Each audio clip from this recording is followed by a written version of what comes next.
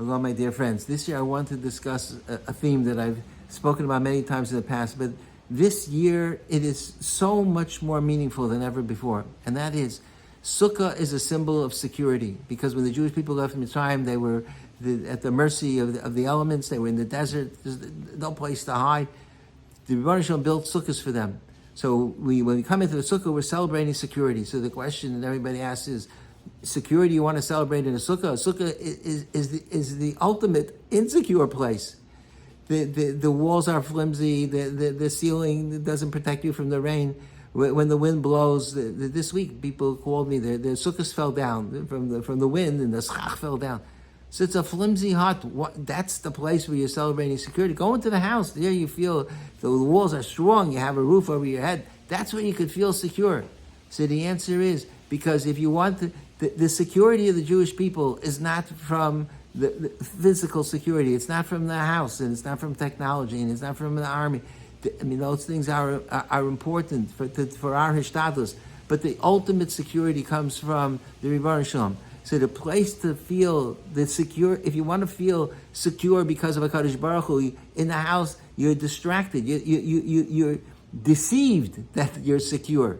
But in the sukkah, you know that life is unpredictable, and life is inherently unstable. And that's B'dafka where we celebrate the sense of security that a Jew has because the Rebbeinu Shalom protects Klal Yisrael. The question is asked, why do we celebrate Sukkos after Rosh Yom Narayim? We should celebrate it after Pesach. They left Mitzrayim after Pesach. So the tour asked that. So I was thinking, because when they left Mitzrayim, there was a tremendous sense of jubilation and celebration, and they felt, even without the sukkahs, they felt secure. They felt a certain sense of power. But when does the Jew feel the most insecure? It's after Yom Narayim, because in Yom Narayim we think about the future, and we recognize that we're all mortal and life is unpredictable, and we don't know what the future is going to bring. Just like the day before Yom Shmini Atzeres a year ago, in our wildest dreams, we could have never imagined the nightmare of what unfolded in this past year. But you never know. So and we still don't know. We don't know where things are standing now. Where everything is still so unpredictable. So it's b'dafka on Yom Narayim in the Sanatoka miyicha miyamas. Who's going to live and who's going to die and who's going to be born? We don't know. We have no, ultimately, with all the modern technology and everything and all the efforts that we have, we still don't have ultimate control. You think about the people. There was the number of people that this year passed away, that younger people, shattering. But that's the nature of life. So it's on Yom Narayim that we celebrate the Yontif Sukkos, because that's the time to think about the Shmirah from HaKadosh Baruch Hu. And this theme is so, as I said before, is so particularly meaningful this year, because we're in a state of turmoil and uncertainty, and the situation in Eretz Yisrael it's still unresolved, and the tremendous irony, Israel was attacked, and throughout the whole year, the Sinai Yisrael, the haters of the Jewish people, they have blamed Israel for the attack. Some have said that they never even happened, and that the IDF made the assault in order to have I don't know how to explain what the people think. Crazy ideas. But the Jewish state is so insecure, and the United States has provided tremendous support for the state of Israel, and we have to be makar tov. But it's been not so even. So this past week, President Biden told Bibi Netanyahu, that if you don't do a better job of humanitarian aid to the people in Gaza, I'm going to make an arms embargo against Israel. Could you imagine a time like this to threaten Israel with an arms embargo? Is so scary. And so, of course, the other countries jumped on the bandwagon, and Macron from France and others. They're also going to make an embargo. Without arms, can Israel survive? So everything is so frightening, and everything is still up in the air. We don't know where things are going. And Iran with their nuclear program, everything is uncertain. And I know that I mean, the elections are coming up, and some people think that if the Democrats win, the world will fall apart, and some people think that the Republicans win, the world will fall apart. Everybody has their own perception but everybody agrees that things are unstable and insecure, and we don't know what the future is going to bring. And people feel the sky is falling, and if the election will not come out the way that we think is better, then we're finished. Everything's going to come to an end. So Sukkos reminds us that you have to remember that under all conditions, in all circumstances, it's ultimately the Ribono Shel Olam who protects Klal Yisrael. That's the message of Sukkos. That the security that we have, look at the walls, look at the ceiling. It's flimsy. So what? But the Ribono Shel Olam is there to protect Klal Yisrael. So there's a Niggun that I want to play for you. I think I've played it in the past. I have very strong nostalgic feelings about this Niggun because my father used to sing this Niggun every Sukkos.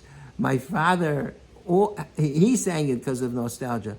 My father grew up in Seattle, Washington, and when he was, I think, 19 years old, he came to New York to study in Yeshiva University. He came to New York, I think it was 1943. It was in the middle of the war. And one of my father's rebbeim in Yeshiva University in Seattle was Rav Alter Poplik. He's the grandfather of Rabbi Shmuel Goldman, who recently retired from Englewood. So my father was invited to Rabbi Poplik's Suka on Sukkos, and my father met my mother, Aleichem Hashem, my father and my mother. They met for the first time in Rabbi Poplik's Sukkah. So that was always tremendous sentimental and nostalgic meaning for my parents. So, but at that Sukkah, at that chance, it wasn't chance, it was by Hashgacha, my father heard for the first time this Niggun of a Sukkah La Kleina, a small Sukkah, being sung in Rabbi Poplik's Sukkah. And that's why my father used to sing it all the time on Sukkahs. The Niggun is to me is so powerful and meaningful, and that's what it was for my father as well. And it's set to a haunting tune. It's a poem written by Avram Raisin, who was a Yiddish poet. I don't know if he was Torah observant, but the Yiddish writers, they absorb Jewish values in their bones, even if they themselves were not observant. And the poem is about the fact that there's a person that has a sukkah, and it's a small sukkah, and it's a kleina, it's a small, and the candles are flickering from the wind when the person's making kiddush, and he's surprised that the candles are not blown out. And then his young daughter, comes in to serve the first course, and her face is pale, and she's frightened, and she says to her father, the sukkah is about to fall. And the father says, don't be a fool, don't worry. The sukkah is not going to fall, because it's 2,000 years that the sukkah is still standing, and all the turmoil that's taken place in these past 2,000 years, and the sukkah is still standing. And the sukkah represents Jewish history, that with all the insecurity, no nation has been more insecure. We've been in Gullus, and we've been persecuted, and every few years the Jews were in a different country, and there was an expulsion from all across Europe and the Middle East, wherever they were. The Jews were constantly on the run, and there was pogroms and the Holocaust and the Crusade. You read Jewish history; it's unbelievable. How in the world could the Jewish people survive? But they survived because the Ribono Shel Olam was there to protect the Jewish people, and that's what the Sukkah represents. It represents the security that Klal Yisrael have from the Ribono Shel Olam. So I'm going to play to you a few bars of the song. I find it brings me to tears when I hear the Niggun, but it speaks so much to our situation. And I just want to point out one more thing before I play the Niggun to you, and that is that as we sit in the Sukkah, and we daven and Yom Noraim about Klal Yisrael. That was uppermost in our minds, is the security of Klal Yisrael. So we daven in shul. Now we have to daven in the sukkah, and we have to think about in the sukkah. We have to think about how the sukkah represents the Ananei HaKavod, the divine clouds that are the protection of Klal Yisrael. So there's a concept that the Ribono Shel Olam has different midos, different qualities. we have the ability to be over those qualities. That's why we say the Yud Gimel Midas, Hashem, Hashem, Akil, Rachum, L'chanu. The Rebbeinu Shalom, it has compassion. So why do we have to say Hashem, Hashem? It's because by saying it, it's like we turn on the switch that the Rebbeinu Shalom, He's waiting for Klal Yisrael to say Hashem, Hashem. So the Rebbeinu Shalom is waiting for us to sit in the Sukkah and think about divine protection for Klal Yisrael.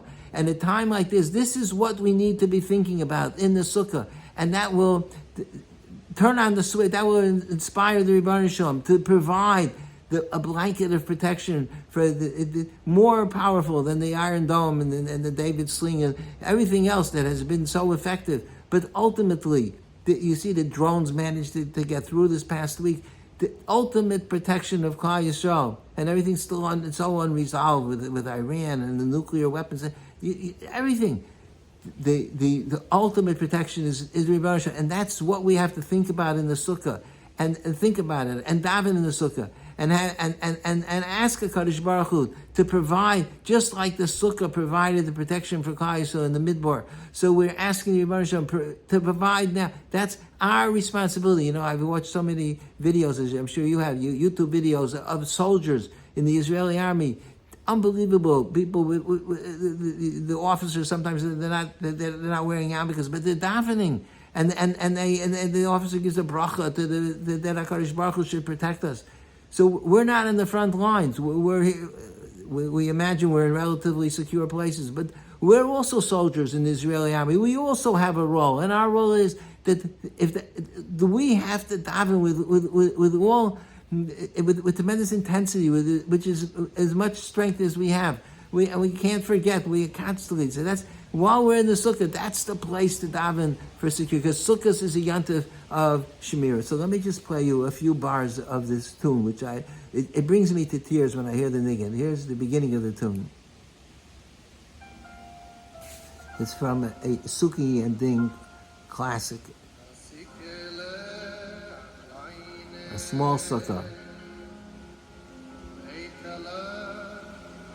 made from some meager boards.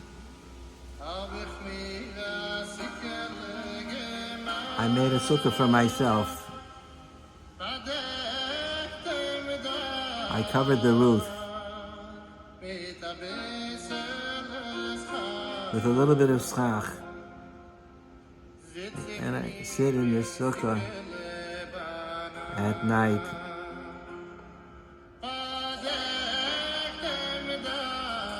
Okay, so now I want to play to you the end of the Niggun, which is the last few bars of the Niggun. To me is the most powerful and the most meaningful.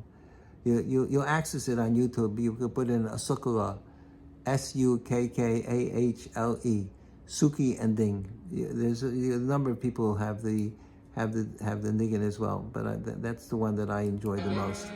Here's the end. Here's the end of the Niggun. The father tells the daughter, "Don't be a fool. Don't worry. Don't let the Sukkah give you any grief. He's showing glory. It's already about 2,000 years."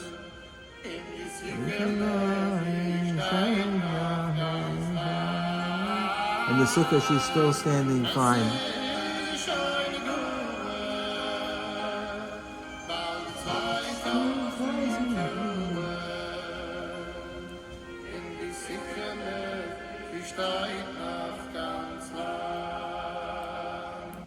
Avraham Drazen, again, I don't know if he was an observant person, but he captured so beautifully the Sukkah, the flimsy Sukkah. It's still standing. It's the symbolism of the Sukkah. It's 2,000 years, and the Jewish people, we're still sitting in the Sukkah after 2,000 years. We've survived the Golus. How is that? How come it didn't fall down? It's because ultimately it's the protection of the Rebbeinu Shalom. And don't worry. We can't allow ourselves to become overwhelmed with pachad and fear. What we need instead is to transform that feeling of insecurity into a sense of security. The Rebbeinu Shalom is there to protect us. And Mirz Hashem, the Sukkah represents the Shmira of HaKadosh Baruch Hu. And what we should be davening in the Sukkah is that HaKadosh Baruch Hu will, not only in the Yom Tov Sukkos, but throughout the year, the Ananei HaKavod, the heavenly clouds, should be there to protect the Klal Yisrael.